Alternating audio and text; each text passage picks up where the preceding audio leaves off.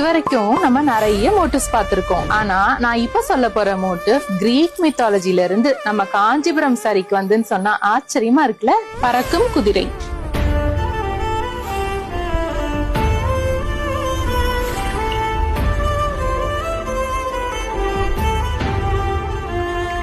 Greek மித்தாலஜில பெகசஸ்னு சொல்லப்படுற இந்த winged horses Hindu மித்தாலஜில தேவதத்தான்னு சொல்றாங்க. பேரு வேற வேறையா இருந்தாலும் இந்த சிம்பிள் குறிக்கிறது என்னவோ ஃப்ரீடம் அண்ட் லிபர்ட்டி தான். இந்த மாதிரி நிறைய யூனிக்கான ட்ரெடிஷனல் மோட்டிவ்ஸ் உள்ள சாரீஸ் நம்ம தேனி ஆனந்தமோட சுபாலயா கலெக்ஷன்ஸ்ல அவைலபிளா இருக்கு.